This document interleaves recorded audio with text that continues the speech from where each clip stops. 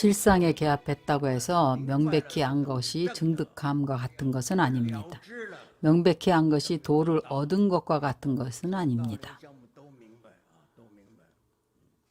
그래서 수보리가 부처님께 말씀드렸습니다. 세존이시여, 제가 지금 이와 같은 경전을 듣고 제가 오늘이란 수보리가 경전을 들은 시간을 말합니다.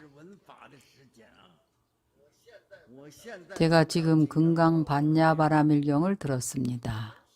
제가 믿고 이해하고 수지함은 어렵지 않습니다.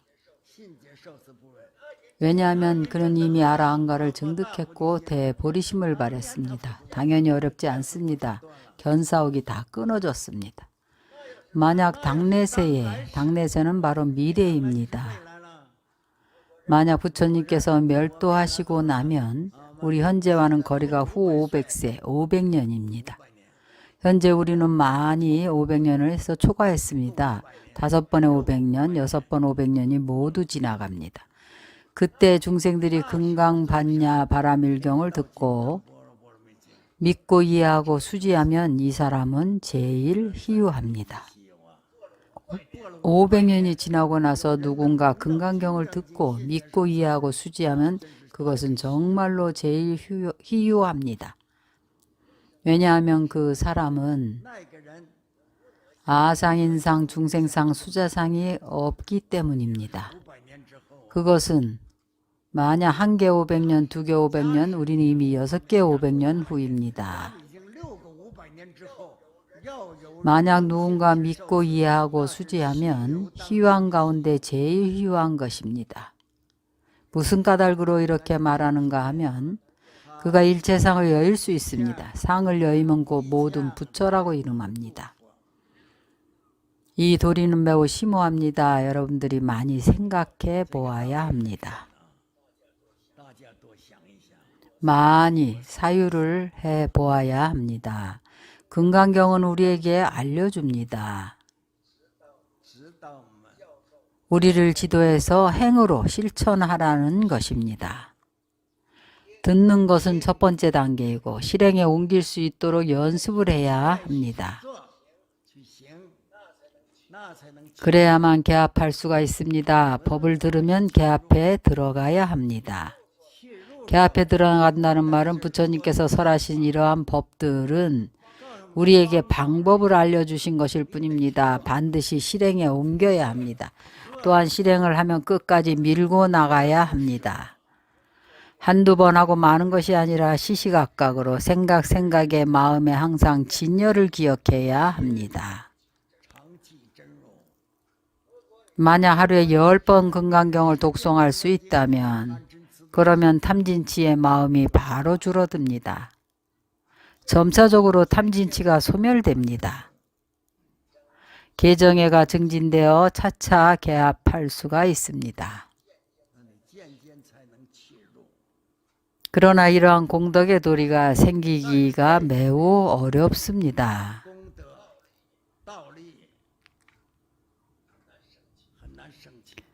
나는 10년간 금강경을 독송한 사람을 만난 적이 있었습니다. 그가 태굴심을 내어서 내게 말했습니다. 내가 10년간 금강경을 독송했지만 아무것도 얻지 못했다고 했습니다. 그래서 그만둔다고 했습니다. 나는 그에게 무엇을 얻고자 하느냐고 물었습니다. 그는 행복이라고 말했습니다. 행복한 생활이라고 말했습니다. 금강경에서 도를 성취하면 바로 무소득입니다. 그런데 구하는 바가 있으면 금강경의 가르침과 반대로 가는 것입니다. 그런데 개합에 들어갈 수가 있겠습니까? 어느 경전을 독송하든지 간에 가르침에 의거해서 받들어 실행해야 합니다. 이 도리는 모든 불사들이 다 알고 있을 것입니다. 가르침에 의거하지 않고 또한 받들어 실행하지 않으면 그리고는 경전에서 설한 이익을 얻고자 한다면 어찌 그럴 수가 있겠습니까? 없습니다. 어느 경전을 배우든지 간에 말을 잘 들어야 합니다. 누구 말을 잘 듣는가 하면 부처님 말씀입니다. 경전은 부처님께서 설한 것입니다.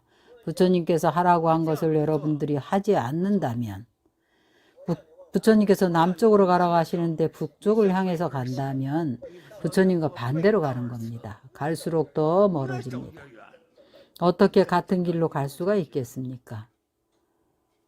나는 희망합니다. 여러분들이 금강경을 듣고서 첫 번째 단계로 금강경을 독송하고서 여러분들의 사상을 금강경과 결합을 해서 어떤 일을 만나든지 간에 금강경의 도리가 바로 눈앞에 나타납니다. 혹은 누군가와 다툼이 있을 때 금강경을 생각하면 아야 그만두고 내려놓자, 다투지 말자, 이렇게 됩니다. 번뇌로운 일을 만나도 금강경을 펴고 한번 독송을 하면 번뇌로운 일이 마음의 번뇌가 가벼워집니다. 마치 활활 타는 불길에 물을 뿌리면 바로 시원해집니다. 바로 맑아지고 깨어납니다. 반드시 마음이 경전의 가르침의 도리와 하나로 결합되어야 합니다. 그렇지 않으면 우리는 성근을 신고 복덕을 얻을 뿐인 것입니다. 수행상의 이익은 얻지 못합니다. 마음과 경전이 하나로 개합되어야 합니다. 이것이 바로 얻는 것입니다. 무슨 이익을 얻는가 하면 어떤 일이든지 간에 다 통찰해서 번뇌가 없습니다. 그러면 무슨 이익이 있는가 하면 병이 적고 번뇌가 적습니다. 부귀를 구하면 부귀를 얻고 장수를 구하면 장수함을 얻습니다. 구하는 모든 것을 하나의 상이 없는 마음으로 상이 없는 법을 구하니 뜻대로 이루어집니다. 상이 없는 마음으로 상 없는 법을 구하면 또한 결청코 도를 성취할 수가 있습니다. 단 상이 있는 마음으로 상 없는 법을 구하면 성취하기가 어렵습니다. 먼저 상을 내려놓아야 상 없는 경계에 들어갈 수가 있습니다. 금강경을 배우면 첫 번째로 집착을 하지 말아야 합니다. 이것을 여러분들이 말로 하기는 쉽습니다. 어떤 일에 대해서도 집착하지 말고 무슨 일이든지 좀 더 널리 보아야 합니다. 오늘 일은 오늘로 남겨두고 오전 8시에 된 일을 지금 오전 10시인데 내려놓습니다. 8시가 없어지면 영혼이 없는 것입니다. 내일 오전에 다시 또 8시가 있는데요. 그 8시는 오늘의 8시가 아닙니다. 이 도리는 마땅히 알 수 있습니다. 과거는 돌아오지 않습니다. 과거는 바로 과거에 속한 것입니다. 미래는 아직 오지 않았습니다. 누가 미래가 어떤지 알 수 있겠습니까? 여러분은 내일도 여전히 태양은 떠오른다고 생각합니다. 꼭 그렇지만도 않습니다. 밤중에 날이 흐릴 수도 있으니까요. 일체 모든 일을 이와 같이 관해야 합니다. 그러면 첫째 먼저 마음의 번뇌가 해결됩니다. 마음의 번뇌가 없으면 몸이 자연히 건강해집니다. 마음을 더 많이 관조하고 말은 좀 더 적게 하십시오. 말을 많이 하고 마음을 관조하지 않고 마음대로 큰 소리 치면 이 신구의 삼업을 특히 잘 단속해야 합니다. 반야신경도 그렇고 금강경도 모두 마음을 이야기합니다. 마음이 어디에서 일어나고 어느 곳에 마음을 두는지 여러분이 이것을 참고하고 사유해 보시기 바랍니다. 오늘은 여기까지 강의를 하겠습니다.